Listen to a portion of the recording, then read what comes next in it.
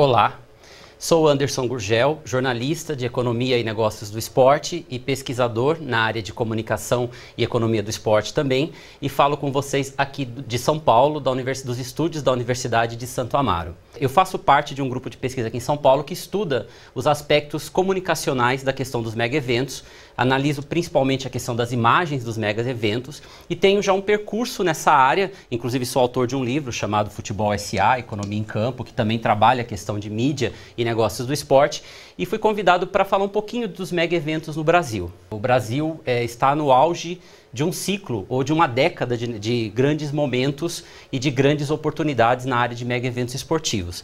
Esse ciclo, a gente pode ver aqui nessa pequena figura, ele começa em 2007, quando o Brasil realiza os Jogos Pan-Americanos, passa por 2011, quando houve no Brasil, no Rio de Janeiro particularmente, os Jogos Militares, também com grande participação de atletas militares do mundo todo, e agora nós estamos chegando à Copa das Confederações de 2013, que é um evento preparatório para a Copa do Mundo Brasil 2014.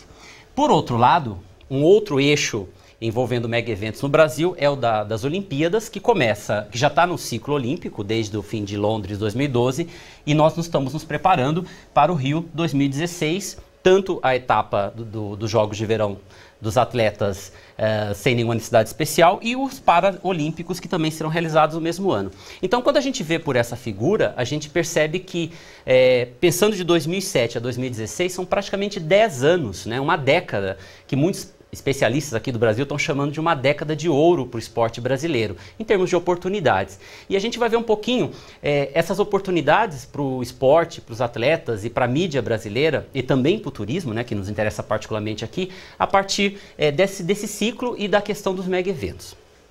E uma referência sobre essa questão de mega-eventos são os estudos, por exemplo, de Stuart Hall, que é um especialista nesse assunto, principalmente nos impactos da área de turismo e mega-eventos. E o Hall vai dizer nos seus estudos dessa área que os mega-eventos são eventos de grande dimensão e que têm, por isso a natureza de mega-eventos, e que têm grande impacto na área turística, no interesse do público, no agendamento da mídia e também nos interesses e na pauta política e governamental. Os mega-eventos têm por característica o seu poder comunicacional. Daí que um autor chamado Maurice Roche vai dizer para nós que um mega-evento esportivo é, por excelência, um evento de produção de mídia, ou seja, um evento em que você tem as mídias sendo fundamentais para que ele se realize e atinja a sua plenitude, e também as mídias como um canal onde ele se realiza. Ou seja, sem os meios de comunicação de massa por excelência, sem as grandes emissoras de televisão, sem a internet, a gente não tem um mega evento acontecendo na sua plenitude.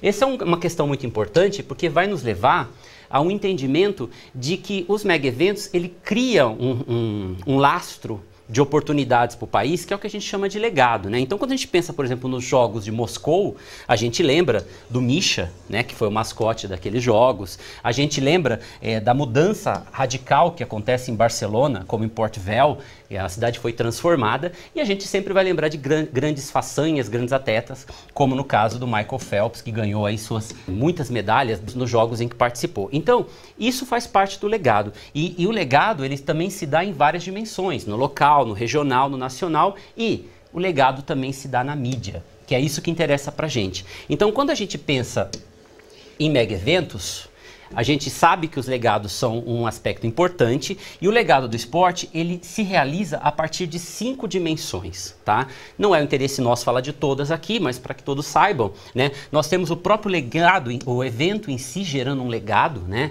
Arenas, em torno de onde se realizam os jogos, então é o que a gente chama de legado do evento em si, né? E a gente tem também o legado da candidatura, ou seja, a organização que uma determinada cidade cria para fazer um evento, acaba criando um legado, uma expertise que permite que a cidade se prepare e possa se candidatar a outros eventos. Existe o legado de governança, ou seja, da gestão, da organização dos eventos, e existe o legado do conhecimento, O fato de estarmos nós aqui participando de um evento para falar de mega eventos, para falar de Copa do Mundo, de Olimpíada e de esporte, de gestão do esporte de maneira geral, é uma construção de um legado de conhecimento, lançamento de livros, pesquisas que são feitas nos mais variados níveis acadêmicos. Isso faz parte da construção de um legado de conhecimento. E o que nos interessa particularmente é a questão do legado de imagem. Então, a quinta dimensão de legado que existe nos mega eventos é o legado de imagem. E é nessa esfera do legado de imagem que surge a questão do turismo.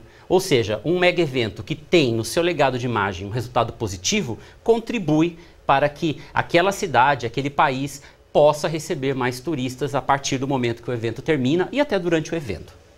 Então, quando a gente observa, por exemplo, edições anteriores de mega eventos, aqui a gente tem uma foto de Barcelona, né?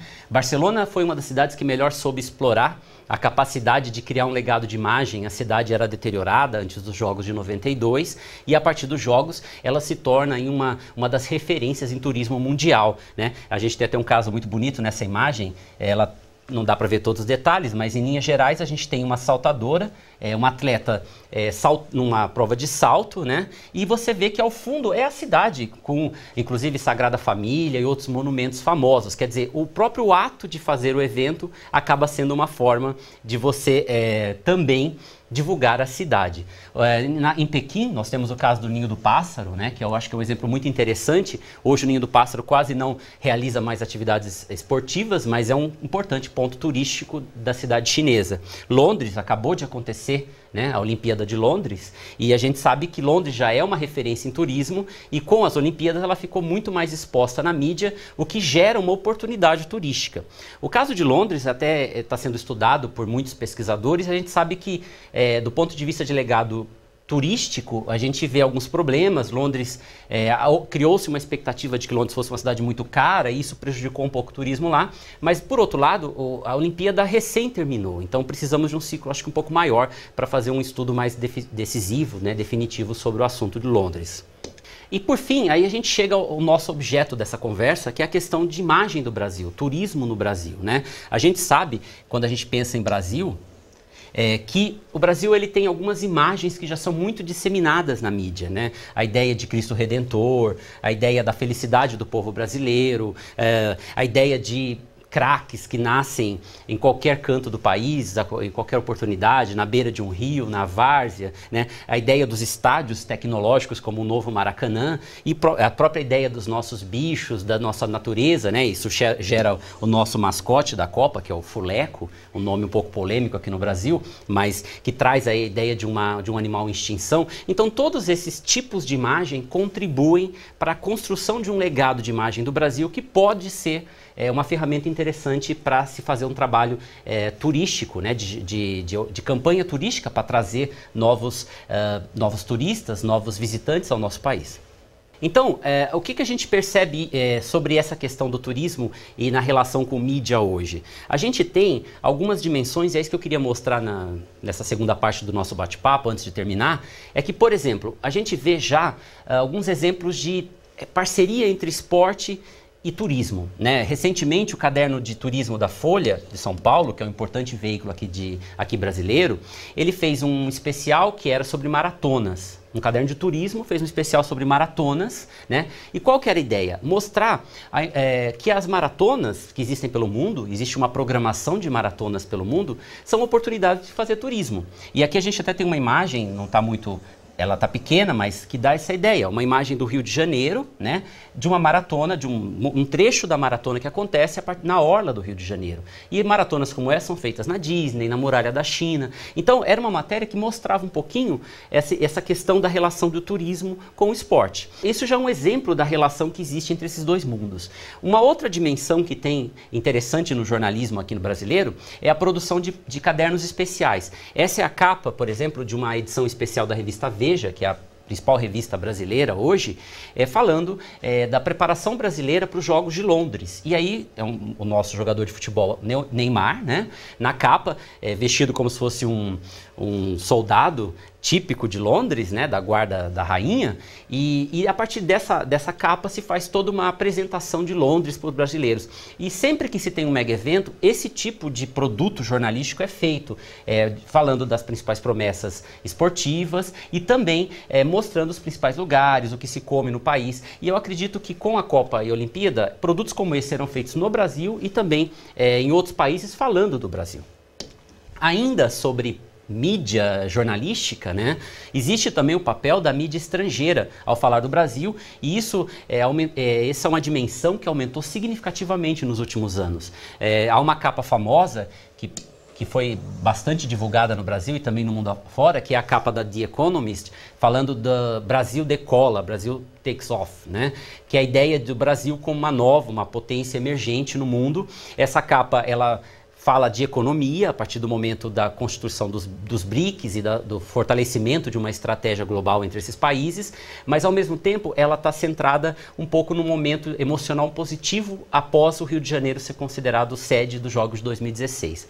Outra capa da The Economist também tem aqui a ideia de Brasil como uma oportunidade de negócios, e a gente tem aqui alguns elementos típicos de imagem de Brasil no turismo e no esporte, né? Então tem a praia, a ideia de natureza, a ideia de espontaneidade, que são muito exploradas, essas ideias são muito exploradas na mídia. Uma capa de uma revista bastante conceituada, formadora de opinião, que é a Wallpaper, também falando de Rio de Janeiro, do jeito despojado de ser do carioca. Então, essas imagens internacionais do Brasil recentes, que cada vez ocupam mais espaço, até tirando espaço das imagens negativas que ainda existem, de violência no país, elas acabam contribuindo um pouco para se mostrar um outro país e criar um imaginário de Brasil lá fora que permita e que interesse o turista para vir visitar o nosso país. Ainda sobre a construção de imagem, a gente tem o governo brasileiro, de um tempo para cá, fazendo intensivas ações em âmbito internacional. Então, na época dos Jogos de Londres, por exemplo, foi feita uma campanha, Brasil Sensacional, Brasil Amazing, né? Inclusive com cartazes, pôsteres em metrô de Londres, ônibus em Madrid, que é uma forma de mostrar o Brasil para o mundo, chamar a atenção de turistas para vir para o país. E sempre explorando natureza, a felicidade do povo brasileiro. Então esses são motes muito usados pela mídia, aí não só mídia jornalística, mas pelos meios de comunicação de maneira geral, para mostrar o Brasil para o mundo. Recentemente, né, a Heineken, que é uma importante parceira de marketing esportivo do esporte, né, patrocinadora da Champions, ela fez uma campanha, que é a campanha da final da Champions desse ano, que é um vídeo, uma peça audiovisual, mostrando uma pessoa que ganha um ingresso para participar do final da Champions, que agora vai acontecer nos próximos dias em Londres, e saindo do Rio e indo para Londres. Então, constrói-se essa ideia do Rio como um lugar no mundo, um lugar para estar no mundo, um lugar para ir. E nessa peça, particularmente, explora-se um exotismo de América do Sul, que começa a chamar também atenção, chamar o interesse, chamar a atenção de pessoas do mundo de fora que tenham interesse nesse tipo de turismo. Um outro exemplo recente também de campanha que mostra o Brasil é essa campanha da Johnnie Walker, né, que mostra o Pão de Açúcar se transformando num gigante que de repente se levanta e se apresenta para o mundo, né? O gigante não está mais adormecido, Keep Walking Brasil, e a campanha, muito explorada no mercado interno, mostra esse Brasil que está acordando para o mundo. É uma campanha muito interessante e que ajuda a contribuir para essa imagem nova que o Brasil quer criar e que é importante para o turismo. Por fim, recentemente, uma animação que fez muito sucesso é a animação Rio, né? Que mostra as ararinhas numa aventura pela cidade do Rio de Janeiro, e ela chegou ao mercado cinematográfico num período já muito próximo ao fato do Rio já ser uma cidade olímpica, fez muito sucesso pelo mundo afora e também dissemina essa percepção de um Rio imaginado, de um Rio incrível, fascinante, com carnaval, com futebol, que interessa muito para o turismo. Existe um outro lado que não dá para se negar, que são os problemas inerentes, e quando você trabalha com imagens, você tem os problemas da gestão de imagem, né? Então a gente tem muitas matérias, muitos escândalos envolvendo corrupção nos mega eventos, desvio de dinheiro, má gestão dos recursos públicos. No Rio, particularmente, existe a questão da violência, que gera imagens nas redes sociais, mostrando problemas das favelas cariocas, violência ao longo da cidade. E isso é um problema, porque quando a gente fala da esfera de imagem, não existem só as imagens positivas, existem as imagens negativas também. Então, quando se pensa na gestão das imagens dos mega eventos, tem que se também pensar que existe a necessidade de se cuidar dessas imagens negativas que podem acontecer. A minha perspectiva, e que eu gostaria de deixar de mensagem final nessa conversa com vocês, é que esse ciclo de 10 anos, como eu disse no começo, é uma oportunidade incrível para o Brasil em termos de crescimento enquanto uma nação esportiva. É uma oportunidade incrível para o Brasil, que é um país hoje que tenta se colocar no mundo como uma potência econômica, uma potência esportiva. Então, eu deixo com essa última mensagem, que é o lançamento da logomarca dos Jogos de 2016, a expectativa de que a gente tem aí também nos estudos de imagens do Brasil, imagens do turismo do Brasil, aí um ciclo muito interessante para analisar o que foi feito e como os bilhões de reais que estão sendo gastos nestes mega eventos podem contribuir para benefício e para geração de riqueza nesse país e também para as pessoas que queiram aqui vir visitar.